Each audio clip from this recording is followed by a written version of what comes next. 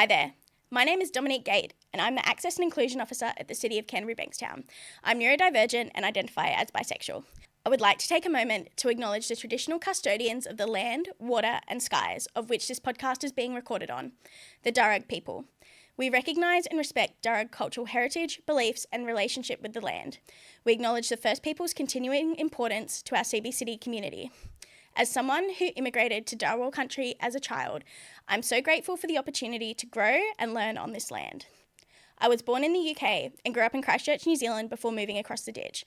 I currently live along the Cooks River, which was home to the Darug, Bidjigal, Gamagal and Cadigal clans, and I am blessed every day with the beauty of nature which has been cared for by these clans for hundreds of thousands of years.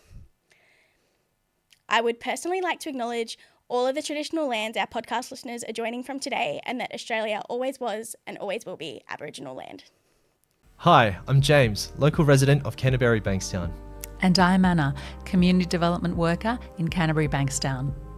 Canterbury-Bankstown is rich in diversity, from the languages spoken, countries of birth, journeys to CBCity, along with the various identities, abilities, faiths practiced, achievements and multi-generations. Together, we'll be interviewing a range of community members from Canterbury-Bankstown. We'll be amplifying diverse voices from across the CBCity to give you an insight into other cultures. Together, we're working to create a great CBCity where we all belong, feel welcome, safe and embrace our differences. This is Voices of CBCity.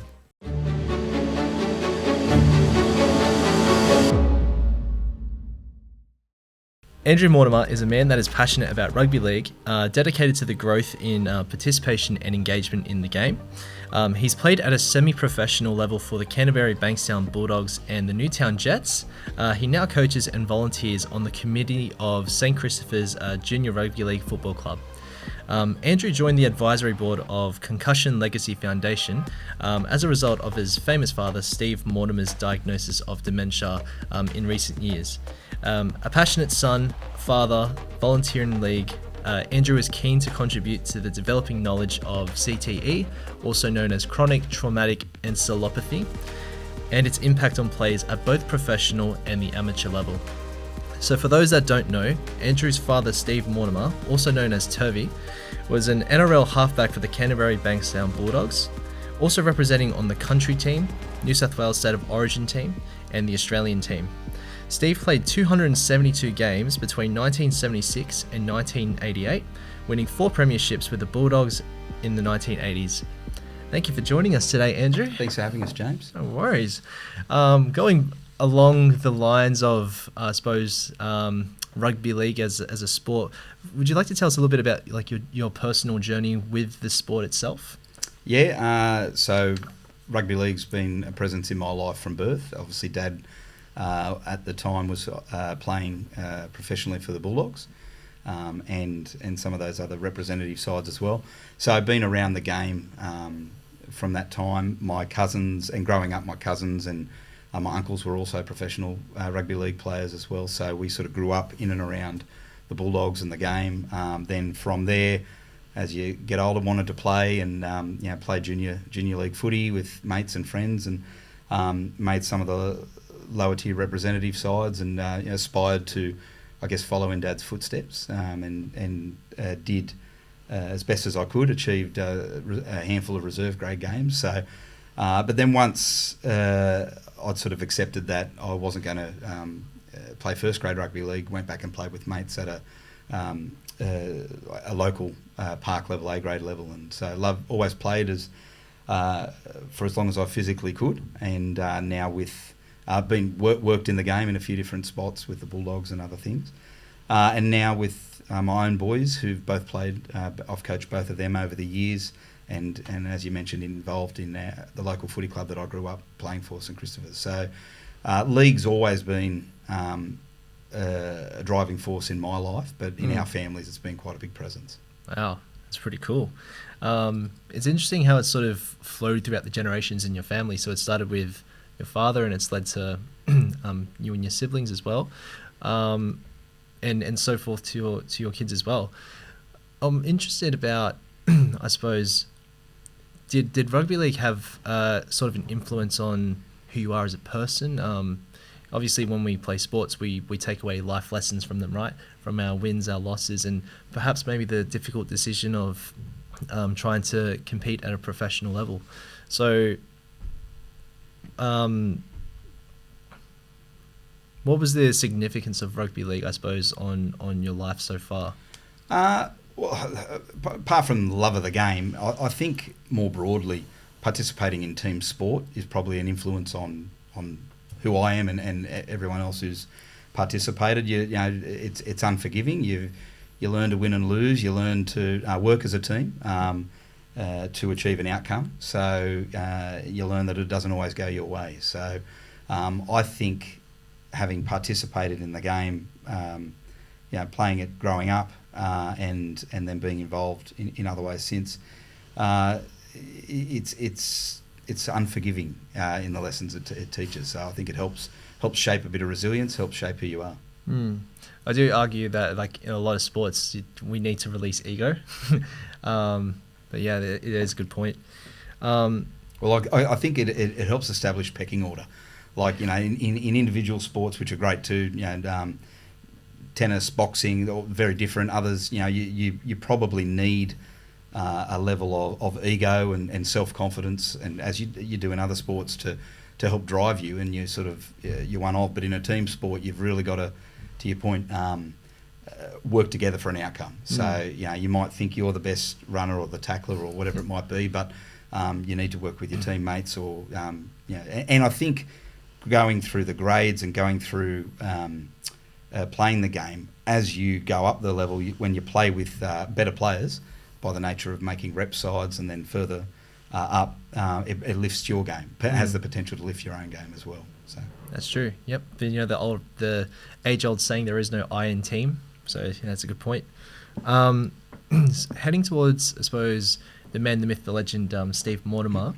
We talked a little bit about your relationship with him growing up, but how about as a family dynamic in terms of the relationship with the sport in general?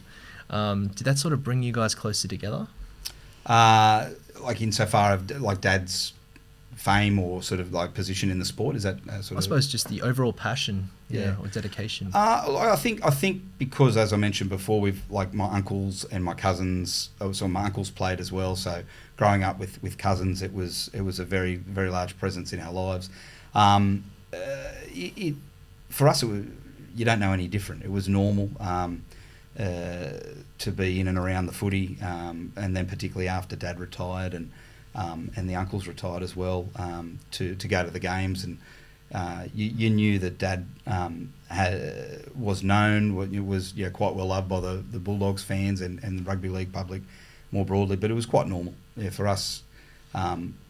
It was just another thing that was part of your life growing up, basically.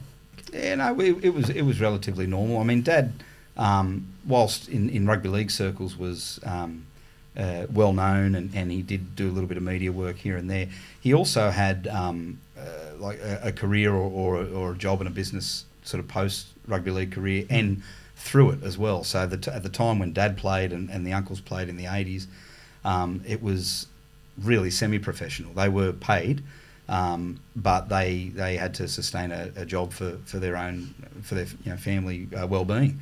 So they all had different jobs, and so I think probably back then, as much it was as a presence as playing in the New South Wales Rugby League had, it was more of a, maybe not recreation, but more of a sporting for fun rather than pure professional. So I guess fast forwarding forward, like there was never the feeling that you're living with a celebrity or anything like that. It was quite very, very normal. There was not, and that's the way we were brought up. It wasn't.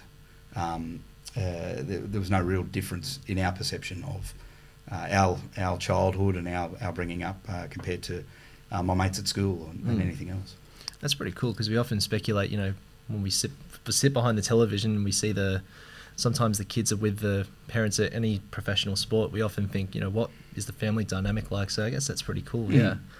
I was also interested in that, Andrew, to learn that detail only a few years ago, that in the 70s and 80s, yeah, you may have been paid for playing football professionally, but yes, it wasn't. You did have a day job, so I guess that would have grounded the family and the player compared to these days when that is all you're doing. You're training and you're playing and.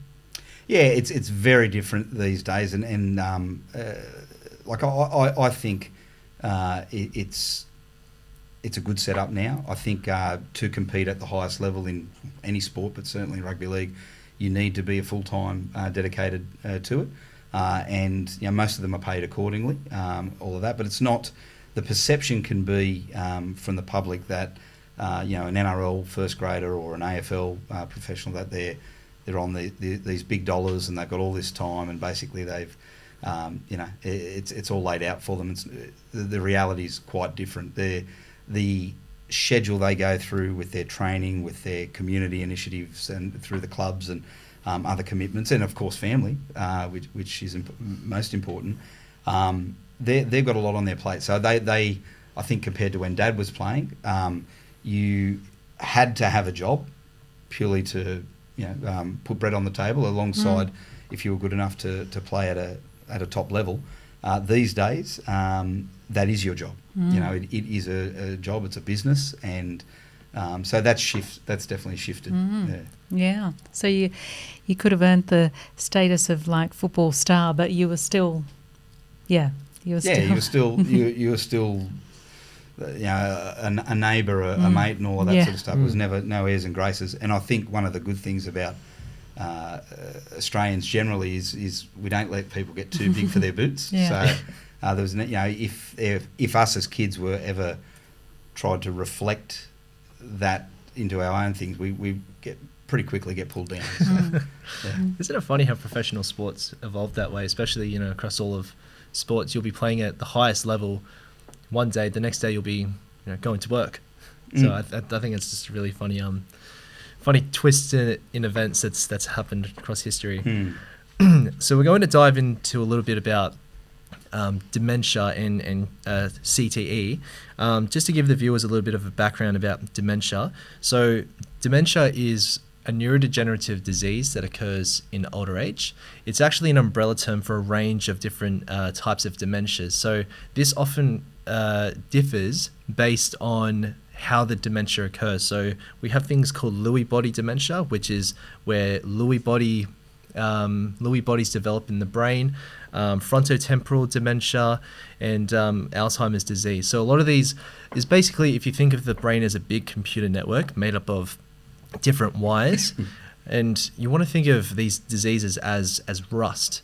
And when we have the rust that occurs on the nerve cells or the brain cells in the brain, this rust can cause the nerve cells to disconnect and die, which is how the brain starts to slowly deteriorate over time. It gets a bit smaller in size as we may see in later stages. And this affects our behavior. So in terms of behavior, the most common thing is short-term or long-term memory loss. It can also have a lot of other effects on daily life. This can include speech problems, motor dysfunction, also mood disorders as well. But the most important thing is that it affects everyday life and ability to function independently. So a few other statistics. So over the age of 65, so dementia can affect almost one person in 10. Over the age of 85, dementia can affect 3 people in 10. And for people under the age of 65, they can also develop dementia. We term this younger onset dementia, but it is less common. And dementia is often genetic, but it can be caused by other environmental factors. One of these environmental factors are repetitive head injuries, concussions, or traumatic brain injuries, which is what leads to the idea of CTE.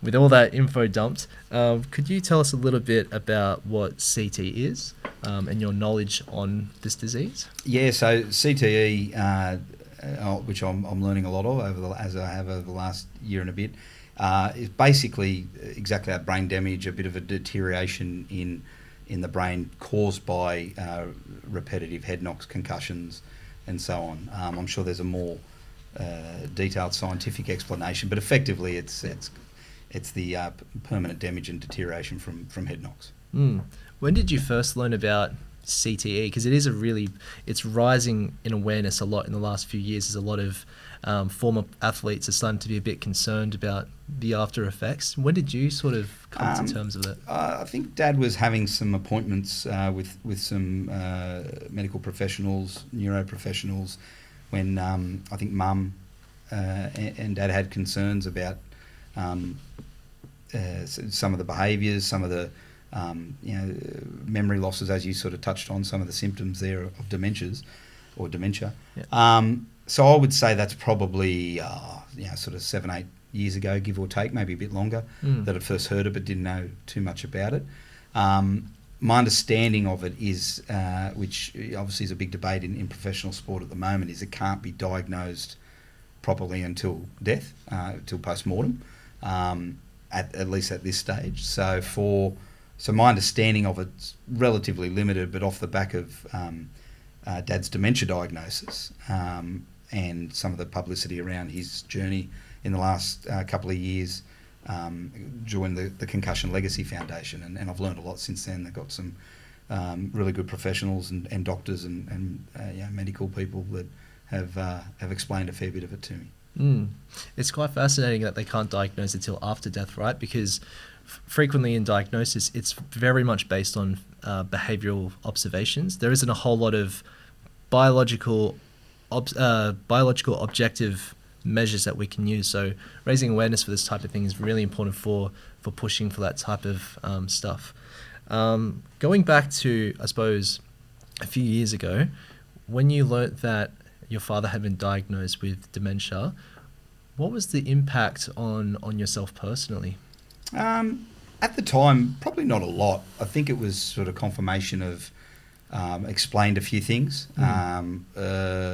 Obviously it wasn't good news. You don't, but in some ways it was. I wouldn't say relief, but it sort of gave some clarity around where Dad's at. And when he was diagnosed, he was still quite with it, for want of a better phrase, and still participating in normal daily life. So it was sort of like, oh yeah, okay, well that's what you got, and whatever we need to do, we'll do. But it wasn't.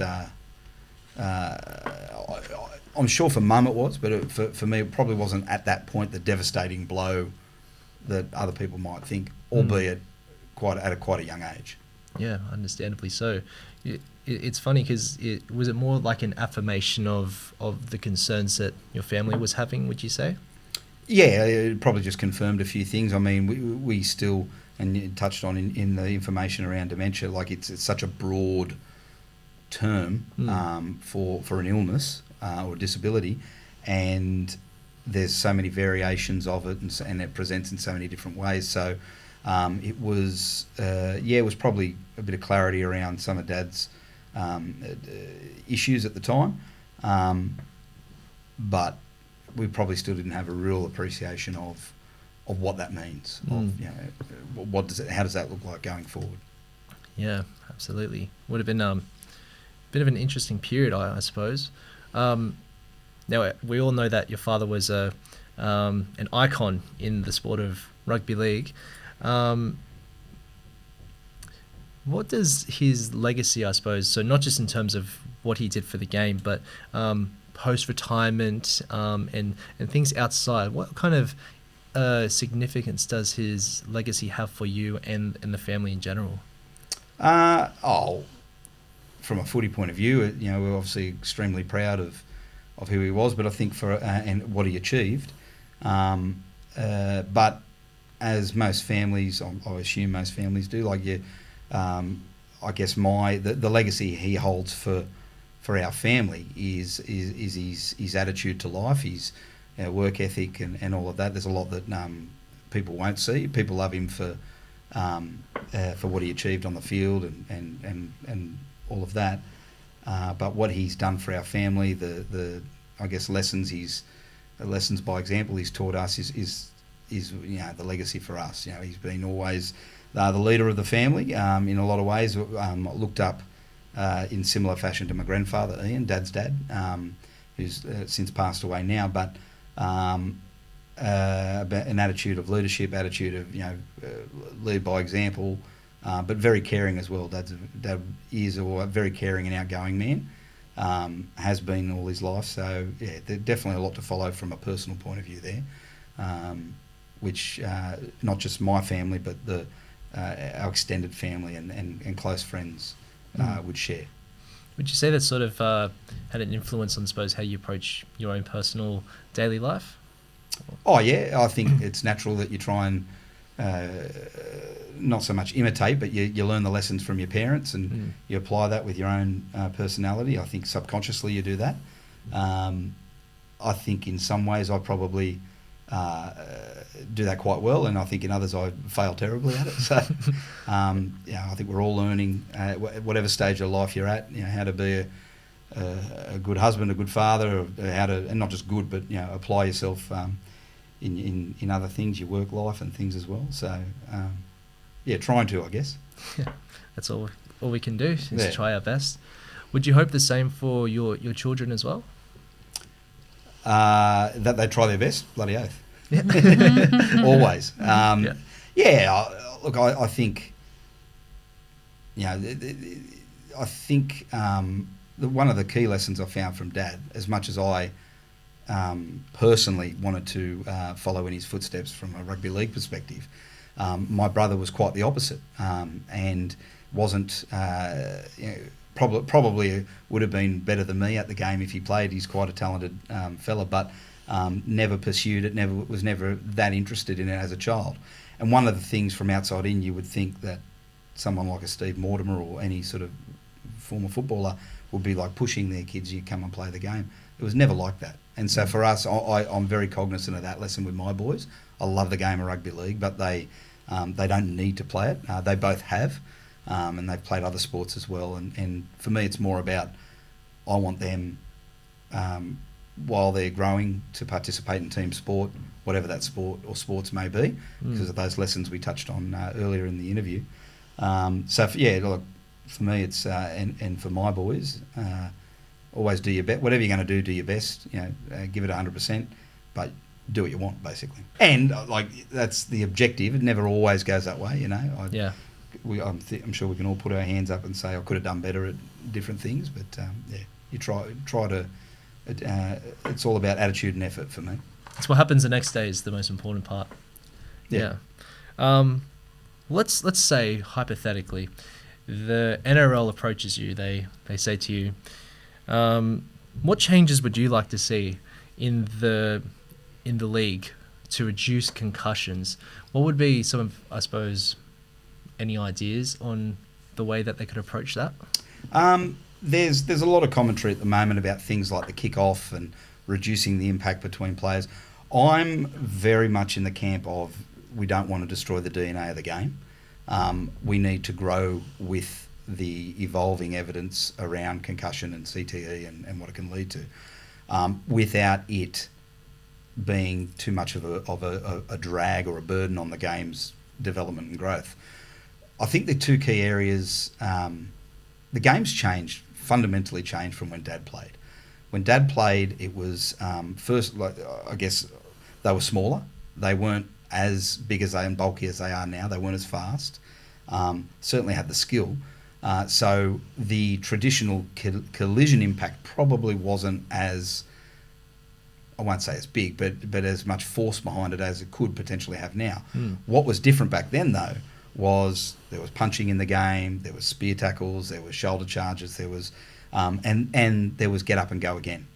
So I think the game's evolved to a point. We've got the HIA head injury assessment now for any knocks, and that's independent of the team's doctors and coaching staff. So there's an oversight on player welfare in and around that. So I don't think the game needs to do too much more drastically and quickly to reduce concussions. It's a contact sport. You're going to get concussed. You're going to get knocked out. Where we can minimise that, and if and when that happens, have a proper management plan to get the player either back into the game, or, as we've seen in recent times, some players, on medical advice, stop playing the game. So I think try and come back to answering the question, Yep. I don't think there's a lot that needs to change, because you'll change the DNA of the game. But what we need to continue to do as the research develops and as the evidence develops is grow with that and embrace that new information and wash that through. What does that mean for how we play our game? One thing that's always, and obviously being involved with St Christopher's and the Junior League, I'm passionate about is kids playing the game, is growing our footprint as a sport.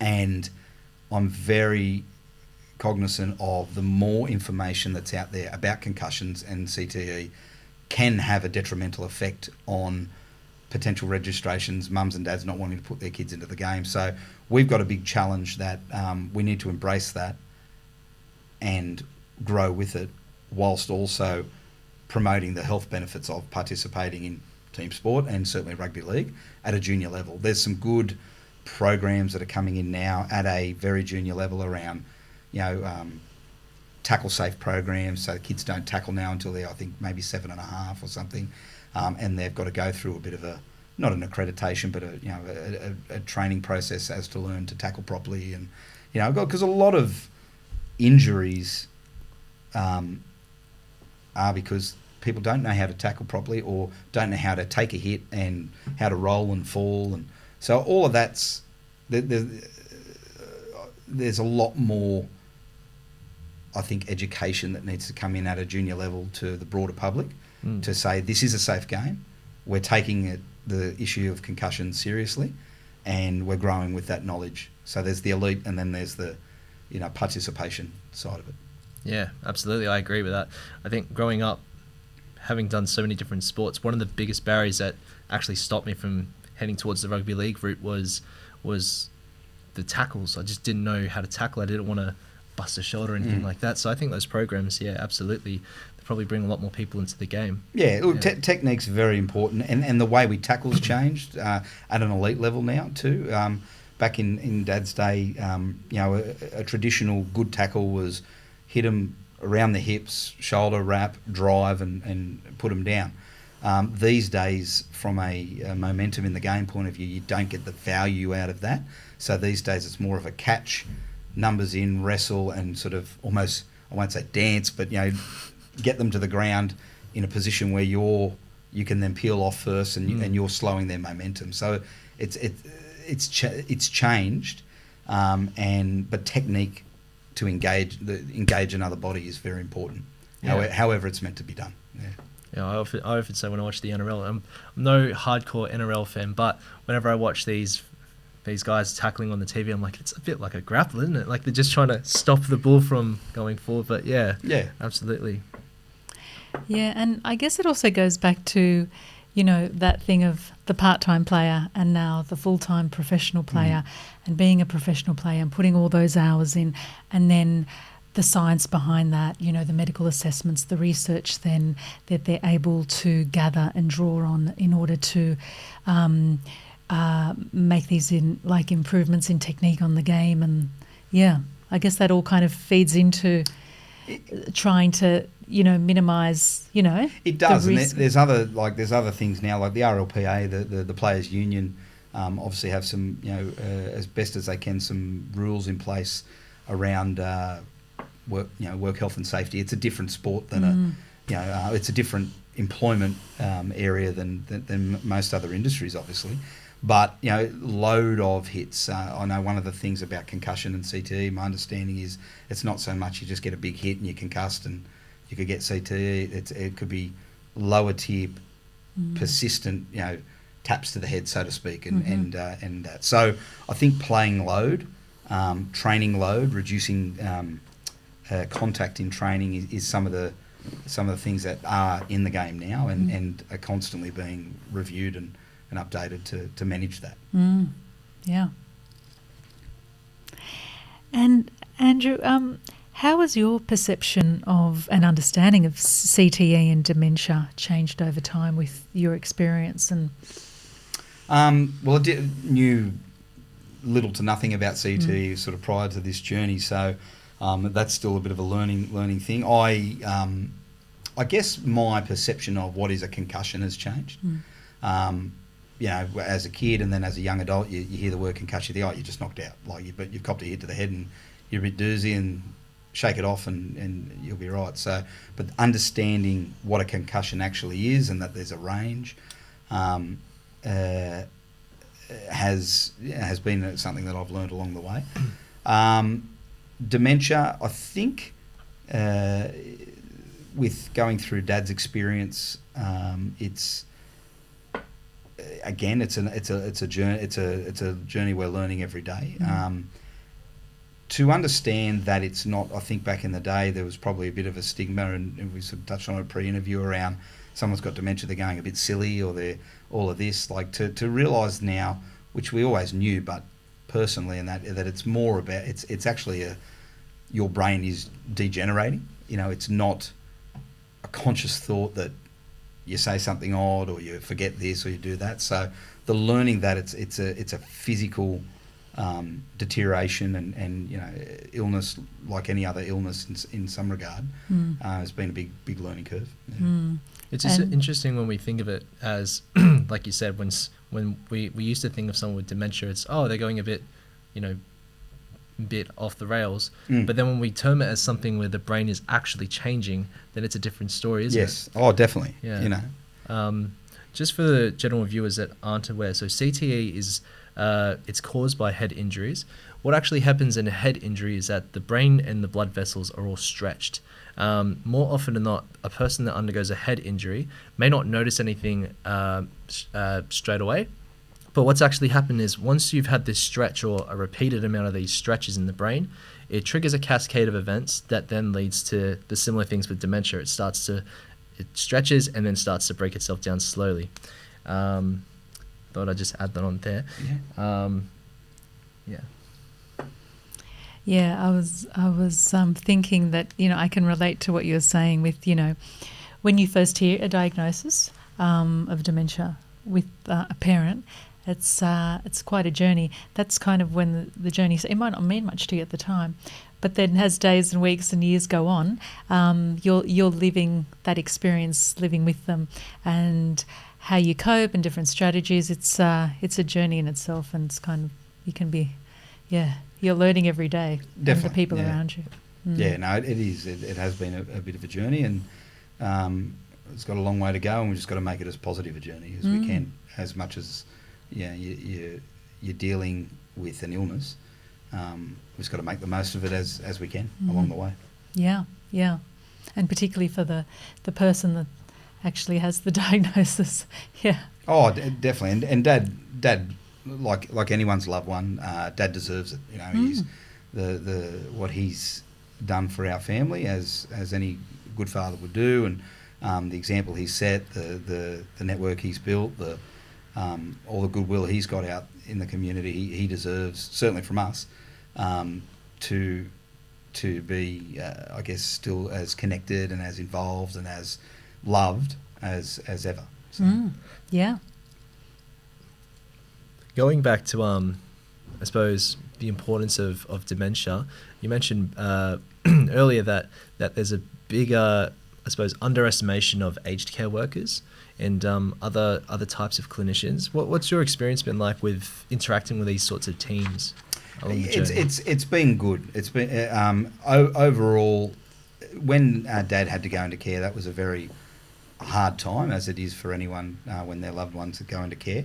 Hard for Mum, hard for me and my sister and brother and our families.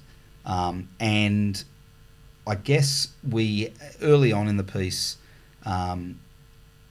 had some concerns around some of Dad's care, which we're always on top of how he's being cared for and how we're participating in that and helping out. But I think the realisation is that aged care workers and anyone in that sort of a capacity has a really tough job, and so the snapshot we sometimes see the perception might not be reality. We're very thankful for the staff that are helping Dad out. They've got a tough job. They've got a really tough job, and certainly admire the job they do. I know I couldn't do it full time. Obviously, I provide the care that I can for Dad as we will. But I admire what they do. Lovely. So I suppose like moving forward with the sport, looking back on the NRL itself, how do you think we should evolve and adapt to these considerations with, that head injuries, if traumatic enough, can lead to such a debilitating disease in later life? So how does the NRL sort of move forward with these considerations, do you think? I think the NRL is doing what it needs to do in embracing the developing research around it.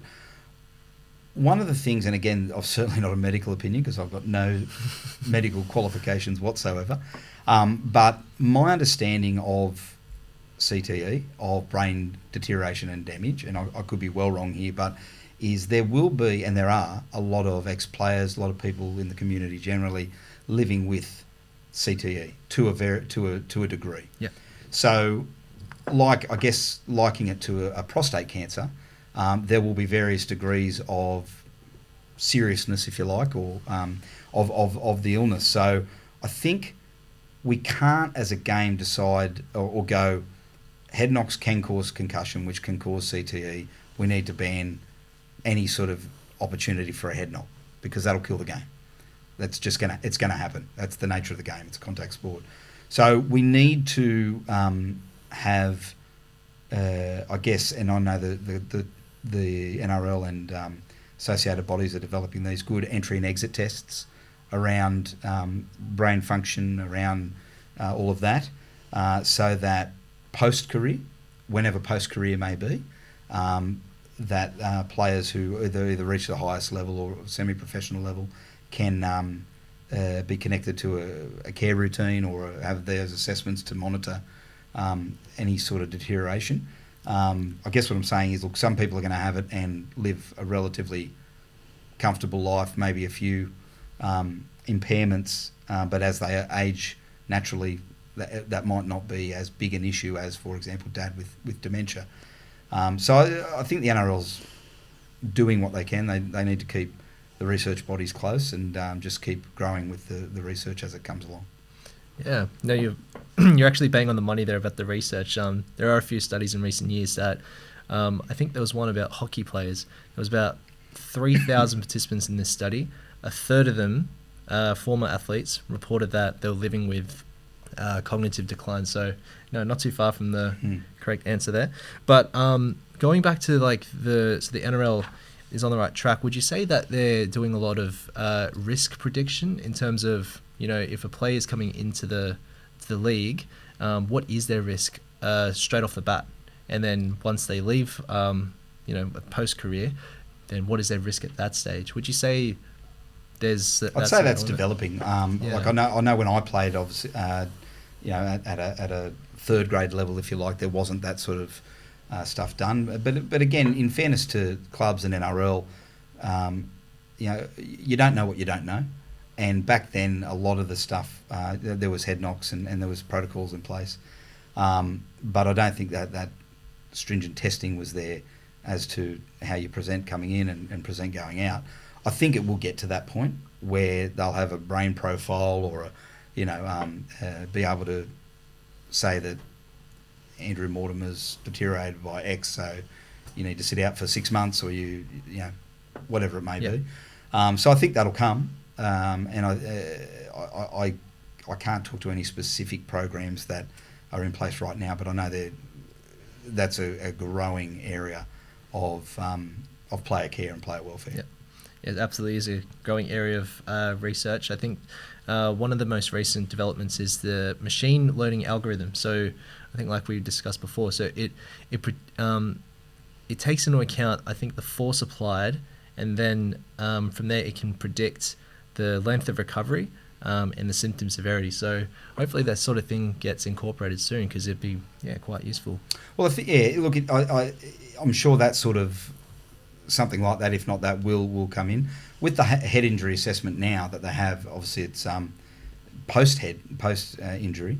The blanket sort of precaution is if it's deemed a Category 1, they're out for 11. I think it's 11 days. So they automatically miss next week. Yeah. And that's taken out of I think the good thing is, as hard as it is sometimes for fans of a club watching, is that's taken out of the club's hands. So the player welfare is paramount. Yep. And I feel for some of the players that don't feel like they've been injured significantly and don't feel there's anything wrong with them and want to go back and play naturally. That's their job as an athlete, and that's their profession. Particularly if it comes to some of the bigger games and whatnot. So I think those sort of medical guided assessments of players and then the resulting action as to a stand down period or a light load at training or whatever it might be is well and truly in the game. Yeah, that's glad to hear. So I suppose currently there seems to be a bit of a stigma socially around not just dementia, but disability in general. I mean, often like when we think of someone with dementia, like we said earlier, we think they're going a little bit nuts, or someone with a learning disability. We often think of them as outsiders, as those types of things. So I suppose what is one thing you would say to the listeners who may be hesitant about seeking support for themselves or a loved one if they suspect they might have dementia or any other type of disability? What type of advice would you give? I think obviously we've as tough a situation we've gone through, we've been very lucky with the support around us, both family and friends and the wider community. I think stigmas around disability, dementia are declining in the community, which is good, obviously. I'd encourage anyone concerned to reach out to a medical professional or reach out to a loved one and express your concern. I think the old saying, a problem shared is a problem half solved. So, it's not going to solve an illness, but I think one of the ways we tend to deal, one of the ways we can heal or help each other is by being a community. So if you, and again, we were very lucky, we are very lucky with the community we've got around us. Those that might not be in the same position, reach out to whatever services are available, reach out to your doctor and have a chat, because if you can get friends, family, professionals involved to help you, you're going to have a better outcome, I would have thought, than if you sort of keep it to yourself and just deteriorate. Yeah, that's right. And half the battle is just reaching out. That first step, just seeking the support is the hardest part, not just for disability, but any type of health concern. So absolutely, yeah. So I suppose what are some things that the listener can do when we so the stigma is reducing. Let's say it still exists. What do you think the listeners can do to help, I suppose, reduce the stigma? So what's some actions that they could take? So like if you encounter or cross paths with someone with a disability or dementia or whatever, or is suspected, I guess. I think the hard thing for things like a dementia, things like an autism, things like that don't present as a physical injury, there's probably a higher level of a stigma, I guess, or opportunity for a stigma. One of the things that I guess has helped us along the way is when you can picture yourself in their shoes, which has been very important for us, certainly with Dad. It helps you have empathy to what the other person might be going through. I think it also, apart from getting a better understanding of what that person's going through, it's hard in a lot of cases to, you automatically, you see someone with a disability and you're sort of judging them, for want of a better phrase, with what they can't do, their impairment, their disability, their, whatever it may be. So I think if you can consciously observe someone with a disability or interact with someone with a disability and try and focus on what they can do, how you and they can interact, if it's that sort of an engagement, you're going to help them and they're going to help you. You're going to get a better satisfaction feeling out of that engagement. They're going to feel more engaged with the community, and I don't want to say you'll feel better about yourself, but you've actually approached it in an empathic way, rather than, this this person over here's got a disability, so I can only say this to them, or I don't really want to talk to them about something, or whatever it might be. So the tricky part with that is obviously no one walks around with the disability taped to their forehead. Correct. So yeah. the level of assumption is a bit of caution as well, but absolutely right. So it's not viewing it as something that they can't do, but what are the things that they have left? Yeah, which is just a good trait for people in general, right? Of course. Absolutely, yeah. So in going back to dementia in CTE, what do you think our listeners should do to be more aware of these sorts of things as they, let's say, young players, as they progress through their careers? So I think certainly parents, anyone involved with kids playing sport, need to take it seriously. If the kid's a little bit woozy or had a head knock and whatever, I don't think there's the need to run in and stop everything and you can't play and all of this, but there's always a bit of a get back up, keep going, or sit down for a minute and then off you go. I think we need to take assessment of head injury a bit more seriously at that local level and junior level. I guess just in general interaction, same thing. If your mate or a friend's son or daughter hits their head, or try and take it a bit more seriously than you might otherwise would, to make sure that their outcomes are good. I think one of the things that particularly Dad and those that played in his time, it's that second concussion, it's that get up and go again whilst you're concussed, and it might even be a slight concussion that you don't even know about, that can then have a compounding effect on injury. So just I guess take it a bit more seriously. Yeah, no, I agree. And I have to put my hand up and include myself in that. I'm very much a get up, keep going and all of that, particularly with my kids. So it's, we've got to be very focused on assessing a situation before we kick on with what we're doing. It is going to be a bit of a battle, isn't it? Because in sports in general, the mindset is, you keep going, you fight, and you get really into the sport. But then, I think certain times like that, moving forward, it'll be an important thing to consider. Definitely. Now, it's estimated that over 8,000 people in Canterbury-Bankstown live with dementia, and this figure will double in 2050 if a cure isn't found. The Canterbury-Bankstown Dementia Alliance and Council are working toward becoming what is termed a dementia-friendly city in 2028. What do you think a dementia-friendly city would look like to you, and what's your advice to listeners in how they can help make CBCity and other communities out there more dementia-friendly? That's a tough question to answer, even though we're living that experience with Dad now. I guess with dementia, there probably comes a point where from moving around our local community is not as important, because the person with dementia might be at a stage where they're a bit more unable, not mobile as much. With our experience with Dad, is that he's probably got a visitor every day, and then maybe once, maybe twice a week, he's going out somewhere with a family member or a close friend. So I guess from a broader city perspective, and I know there are programs in place, but ways where we can make it easier for people living with dementia, perhaps in aged care or even in their home, to join programs, to get about, be able to get to the shops, be able to try and have normal as life, if you like, as possible, is important. Specifically, what could we put in place to do that, I don't know. And I know that there are programs out there to do that.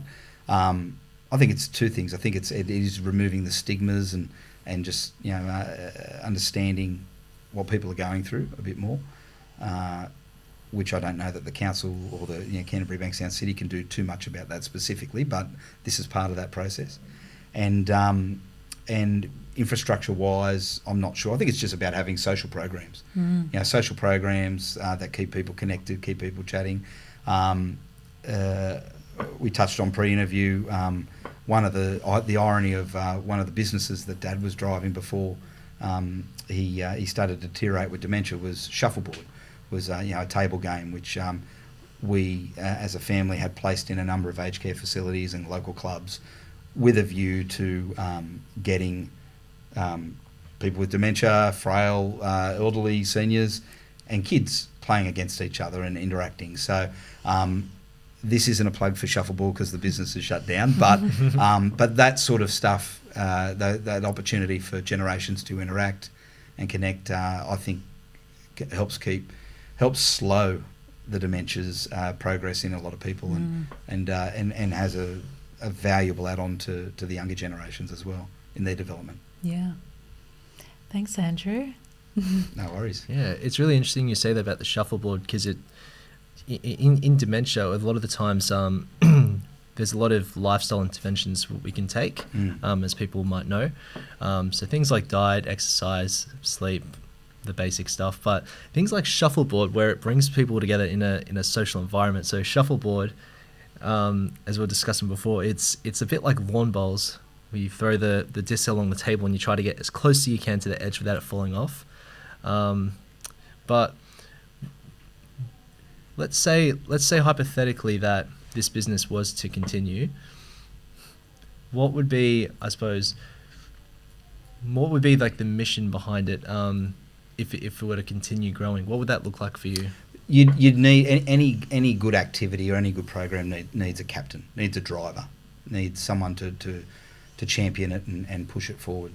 Shuffleboard is a great game, was a great game, and had potential as a great business, tapping into that market and being an activity, one of the only true activities where someone with dementia, someone frail could compete on a level playing field with a young child or a professional athlete. If that were to go forward, you'd need to build a program around it. So if you're left, it's like a pool table or like a bowling club or any sort of activity. You can provide the equipment, but you need someone to drive the program, to drive the games, to drive the interaction. We did run some competitions, and we had actually some researchers from Western Sydney University do a bit of a study on the game and and all of that, which we got some good outcomes there, which I'm happy to share at another point. But yeah, I think whether it's shuffleboard or it's any other sort of activity or program, it needs some passionate people to drive it. Yeah, it's interesting you say that. We anecdotally back in the day, like Dad started it post-footy career, so it's probably the early 90s, and when he traditionally was in pubs with it, and a pub game and competing with pool and whatnot, when he shifted to aged care by accident really, he got to a point where there was regular competitions, there was Village A versus Village B, there was a 90-year-old competing with a 70-year-old and all this sort of stuff, and anecdotal evidence of people in aged care facilities, again, we're talking a while back, with perhaps dementia and other frailties that were not really participating in the social life of those venues, would actually come to the table and participate and get involved, and gave them a new lease of life. So, anything that Canterbury-Bankstown City can do in regards to programs to engage people with dementia and the elderly needs some good captains and champions behind it. Yeah, perfectly well said. Adding on to that part about shuffleboard, if you've never played it, absolutely check it out. It is such a fun game. I tell a funny story that I went to Queenstown a few months ago, and we went to this random pub, and I disappeared for about 4 hours. Did not lose. I did not know where my friends went. There was a shuffleboard in this pub. I gave my passport, complete foreigner, and I just played this game. It's a lot of fun. Check it out. I wish we did this podcast about 3 years ago when we were still running it. Absolutely. I suppose before we wrap up today, I suppose as a former athlete, for any young... You're being very generous there, but yes. Don't undersell yourself there, but that's okay. For any young athlete, I suppose, that's out there, as sport teaches us a lot about resilience and overcoming, I suppose, a bit of adversity sometimes in our playing careers. What would be some advice, I suppose, that you would give to any young person in general, just about being resilient? Bit of a curveball, sorry. No. I think attitude and effort. Like, you've got to. Nothing's going to be smooth. You know, there's kids with a lot of talent that may or may not make grade in NRL or other sports as well. But at some point, whether you've got the talent or not, you're going to come up against some adversity in trying to achieve your goals. So, or tough moments, and just to keep going, just to keep ploughing through, because momentum's a big thing in rugby league. Momentum's a big thing, I think, in any sort of career. And if you're being persistent with your goals, obviously reassessing and recalibrating as you go along, and being pragmatic about it as well. But when you hit a bit of adversity, whatever that may be, you don't get picked, or you get injured or whatever, you just got to keep going, because I know for myself, whilst I personally aspired to play NRL, didn't achieve that, is my satisfaction is knowing that I did everything I could do to achieve that. Now, in a lot of cases, players and kids growing up that just keep going will then ultimately achieve their goals. So be persistent, don't give up. Use the adversity you might strike as a bit of a opportunity to make you match fit and get you stronger in the mind, stronger in the body for when it does shift. Yeah. It's really good points. I like the point about being persistent to create momentum, because for anyone that's struggling, it's hard to find that momentum. But once you get the momentum going with just about anything in life, whether it be business, education, or sports in general, once you get that momentum, it's almost like this feeling that nothing can really stop you at that point, which is really interesting thing. I think I also relate it to my working career has primarily been in sales roles in various industries, and I'm in the property industry at the moment. And part of my job is to develop relationships with our business partners, and I won't go too deep into all of that, but you've got to be resilient in those sort of sales and business development roles, because you're going to hear the word no more than you hear the word yes. So, having ways to engage, to, if you truly believe in a product or truly believe in what you're selling, what you're delivering, what you're focusing, what you're promoting, then the no's or the not interesteds or the non-engagements are like water off a duck's back, because you're getting closer to the next opportunity, sort of thing. So, and that's in the property game, markets go up and down, so as it does in a lot of other industries. So it's the tough times, I guess, in those roles that build your fitness, for want of a better phrase, for when it does get easy. Then you capitalise in those good times. Riding the wave. That's it, pretty much. Yeah. Well, that's all we have for today for you, Andrew.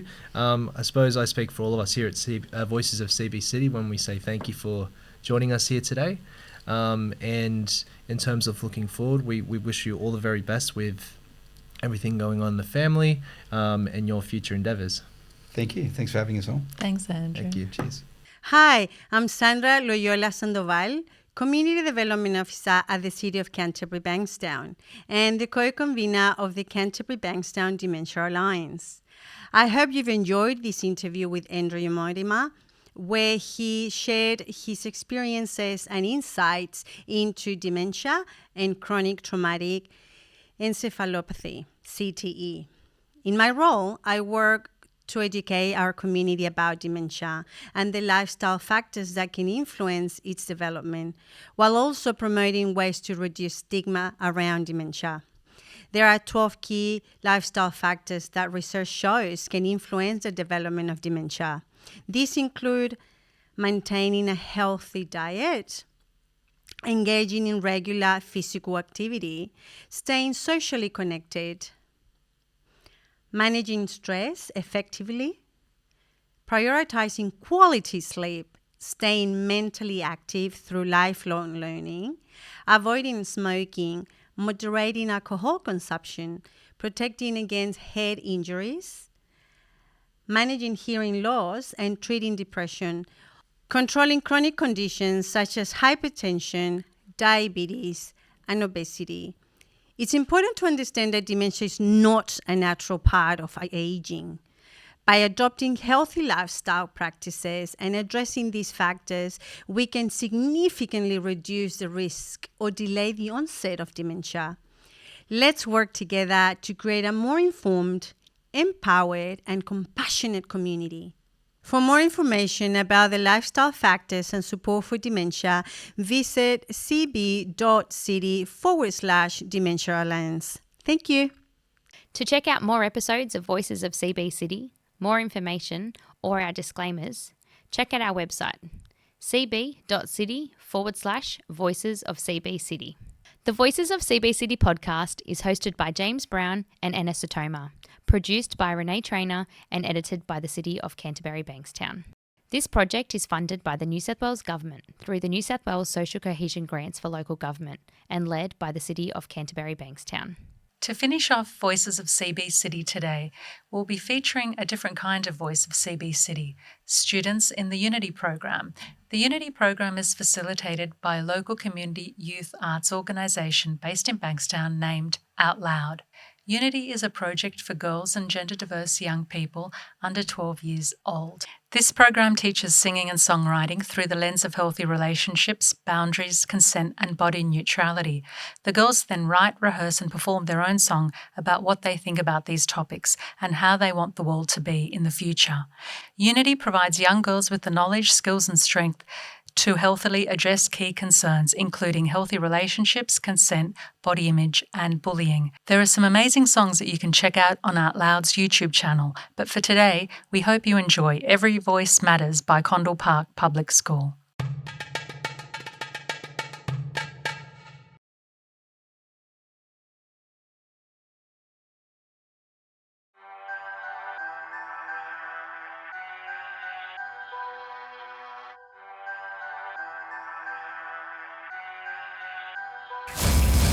We should feel comfortable, you should care. Every voice matters everywhere. We should feel comfortable, you should care. Every voice matters everywhere. It's always good to have a conversation and say how we feel. It's good for the nation. If someone feels sad, we can bring them back up and make them feel better. Come on, what's up? Do I need to drop the mic? You're disrespecting girls isn't alright. It's important to believe in each other. So are you gonna be a brother? Care for each other, it'll be a good partnership. Care should be shared in a healthy relationship. Good mental health is always crucial. Believe in yourself and you'll feel special. When there's a feeling in your heart that doesn't seem right, we can't shut it out or turn off the light. Let's all be friends, let's all unite, so our lives can shine real bright. No gender is stronger than another. We all need to care for each other. Yo, let me tell you something about equality.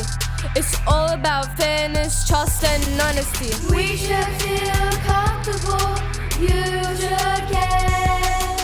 Every voice matters everywhere. We should feel comfortable, you should care. Every voice matters everywhere. You don't need to prove anything to others or try to hide your feelings under the covers. In a toxic relationship, you'll feel trapped. It'll make their heart feel kidnapped. You need to make sure that you and your partner always have love and trust for each other. Please don't fight, you'll make your kids upset. If you keep on this path, it will be a threat. Hey, listen up, give me your attention. There is something I'd like to mention. Beauty is multi-dimensional. It's more fun to be unconventional. If you see someone crying out loud, make sure you stand up for them in a crowd. I'm here to teach you how to be a role model. It's only 2 words, it's not a whole novel. My name is Awaita and I have something to share. I'm really proud of my curly hair. Being empathetic It's a great thing, that's why I wrote this rap and my girls sing.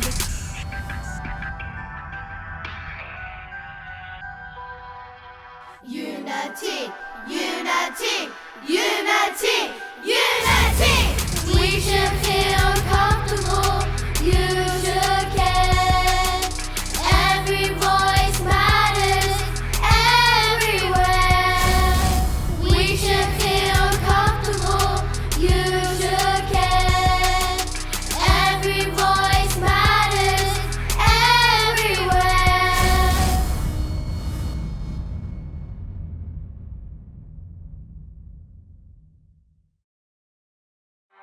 Hi, I'm Mariam.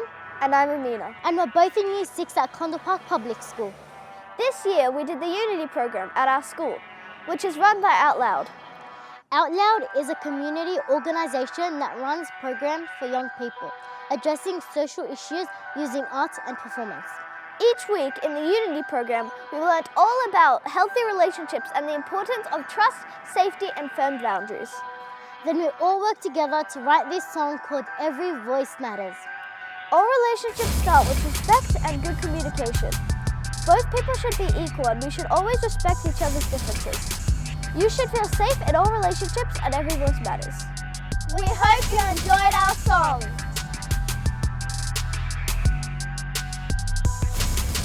We should feel calm.